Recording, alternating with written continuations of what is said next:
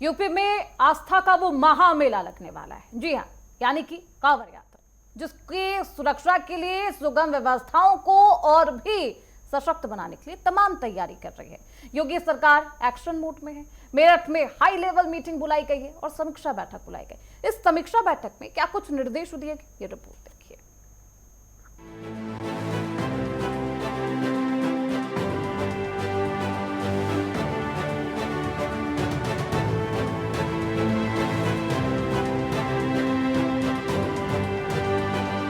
आस्था के पथ पर शिव भक्तों को कोई असुविधा ना हो, सुरक्षा के बेहद खास इंतजाम हो, इसी संकल्प के साथ मेरठ कमिश्नरी सभागार में महामंथन हुआ। यूपी के मुख्य सचिव एसपी गोयल और डीजीपी राजीव कृष्ण ने खुद कमान संभालते हुए अधिकारियों के साथ हर व्यवस्था की बारीकी से समीक्षा की। इस बैठक की सबसे अहम खासियत ये रही कि अंतर्राज्यीय समन्वय, यात्रा के दौरान राज्य के बीच कोई गैप ना हो, इसलिए दिल्ली, हरियाणा और उत्तराखंड के वरिष्ठ पुलिस और प्रशासनिक अधिकारी इस बैठक का हिस्सा बने, ताकि चारों राज्यों की पुलिस एक टीम की तरह काम कर सके। इस बार यात्रा मार्ग की सुरक्षा बेहद अद्भुत होनी है और सशक्त भी। चप्पे चप्पे पर भारी पुलिस बल की तैनाती होगी। साथ ही साथ आसमान से ड्रोन मैपिंग के जरिए नजर रखी जाएगी। पूरे रूट को सीसीटीवी कैमरे की निगरानी में रखा गया है।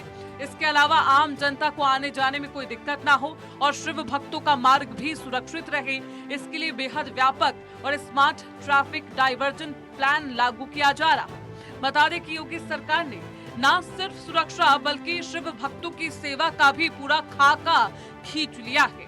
बल्कि इस बार कांवड़ मार्ग पर जगह जगह आधुनिक चिकित्सा शिविर, स्वच्छ पेयजल, विश्राम स्थल तैयार किए जा रहे। साथ ही साथ मार्गों की मरम्मत का भी काम युद्ध स्तर पर जारी है। साफ है कि हर बार की तरह इस बार भी योगी सरकार यात्रा को ऐतिहासिक और निर्विघ्न बनाने के लिए प्रतिबद्ध है। कानून व्यवस्था पर जीरो टॉलरेंस की नीति रखने वाले मुख्यमंत्री योगी आदित्यनाथ की सरकार ने ये साफ कर दिया है कि शिव भक्तों की सुरक्षा और सम्मान से कोई समझौता नहीं। प्रशासन की मुस्तैदी बताती है कि इस बार कांवड़ यात्रा आस्था, सुरक्षा और सुशासन की एक नई मिसाल पेश करेगी। Bureau report, network 10।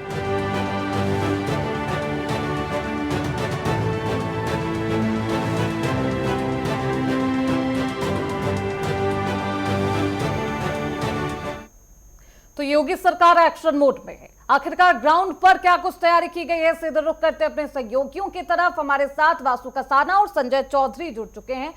वासु, सबसे पहले मैं आपके पास आऊंगी, किस तरीके की तैयारी है? सावन की शुरुआत होनी है और श्रद्धालु में उत्साह भी है, लेकिन इस बार क्या कुछ हटकर योगी सरकार ने और यूपी पुलिस ने तैयारी की है?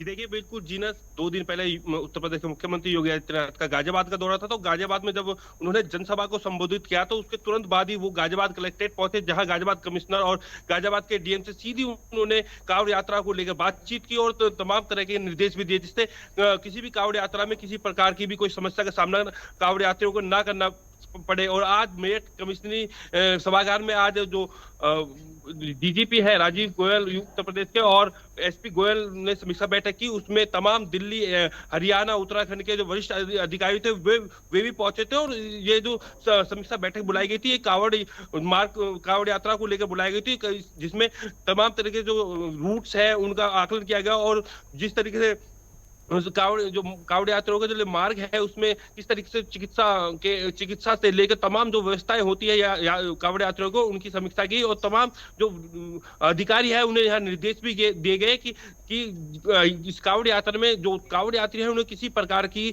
समस्या का सामना न करना पड़े। जी नस बिल्कुल संजय, मैं आपके पास आऊंगी क्योंकि तमाम तैयारियां की गई है, लेकिन क्राउड मैनेजमेंट एक चुनौती होती है प्रशासन के सामने। इससे निपटने के लिए क्या कुछ तैयारी है? जो मुस्लिम बहुल इलाके हैं, क्या जो यात्रा है वहां से भी गुजरेगी, श्रद्धालु वहां से भी गुजरेंगे, या उस यात्रा उस मार्ग को की प्रतिबंधित किया गया है?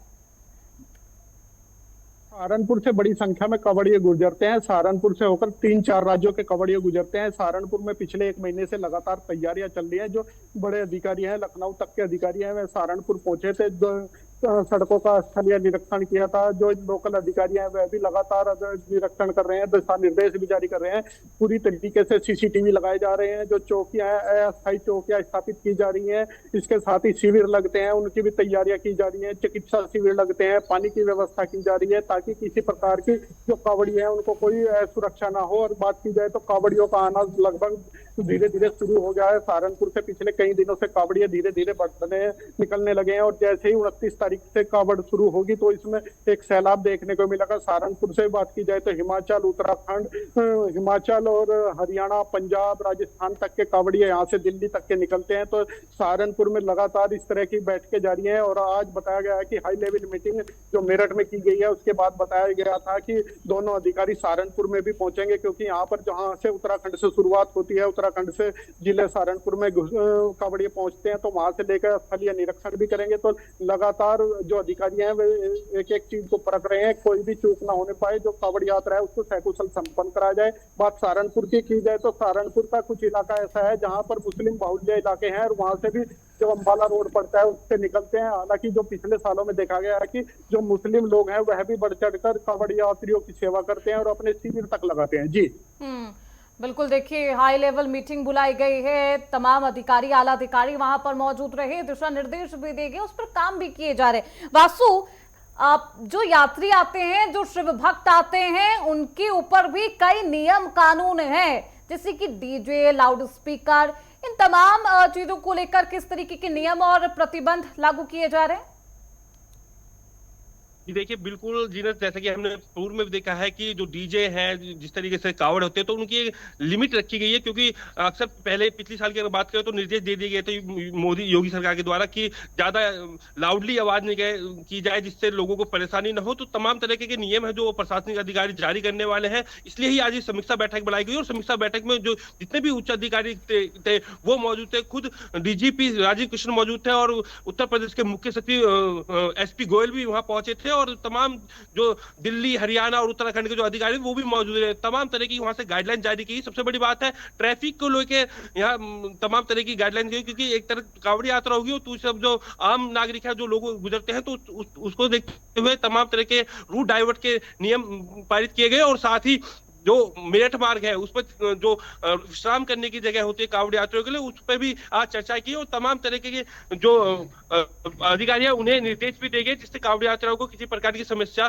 का सामना न करना पड़े। अगर बात करें जिस तरीके से अगर डीजे की बात करें, या फिर उनकी एक नियमित 10 फुट की नियमित ऊंचाई रखी गई है, क्योंकि अक्सर देखा गया कि रास्तों में जो ये डीजे ऊंचाई होने के कारण, कावड़ की ऊंचाई ज्यादा होने के कारण किसी घटना का होने की संभावना होती है। तो इसको देखते हुए जो अधिकारी है उन्होंने साफ तौर पर कह दिया है कि एक लिमिट तक ही इन्हें रखा जाएगा। अगर ज्यादा लाउडली डीजे बजाए जाएंगे तो देखिए डीजे और लाउड स्पीकर पर भी प्रतिबंध है, एक लिमिट भी तय की गई है। उसी लिमिट के अंदर जो यात्री हैं, शिव भक्त है, इन तमाम चीजों का इस्तेमाल कर सकते हैं।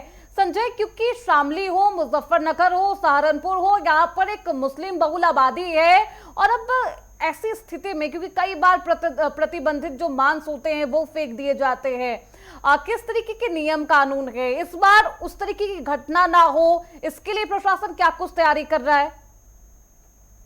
जी देखिए, सहारनपुर की बात की जाए तो सहारनपुर में जो इस तरह के जो कावड़ मार्ग हैं उन पर जो शराब होती है उसके जो ठेके होते हैं उनके बंद कर दिया जाता है। जो दुकानें प्रतिबंध मांस की होती हैं उनको भी बंद कर दिया जाता है, क्योंकि कहीं ना कहीं देखा जाता है कई बार ऐसा हो सकता है कि कोई घटना घट जाए, या कोई मांस का टुकड़ा फेंक दे या शराब का सेवन कर ले, तो ऐसे में उन क्षेत्रों में बिल्कुल प्रतिबंध लगा दिया जाता है। हालांकि जो सरकार के जो अधिकारी हैं वह भी चौकन्ने रहते हैं, खुद सड़कों पर रहते हैं। जो लेवल मीटिंग है, इन जो लोग स्थानीय लोग हैं उनके साथ मीटिंग की जाती है, जो दुकानदार हैं उनके साथ भी मीटिंग की जाती है, जो शराब की दुकानें हो चाहे फिर मीट की दुकानें हो, इन सब के साथ मीटिंग करके बता दिया जाता है कि इतने दिन ये आपकी दुकानें बंद रहेंगी, और यहाँ पर कोई भी तो देखिए बाकायदा इसके लिए पीस कमेटी की बैठक भी आयोजित की जाती है कि दोनों ही पक्ष, दोनों ही समुदाय सौहार्द बनाकर रखें और किसी तरीके की अप्रिय घटना न हो। बहुत शुक्रिया वासु और संजय आपका।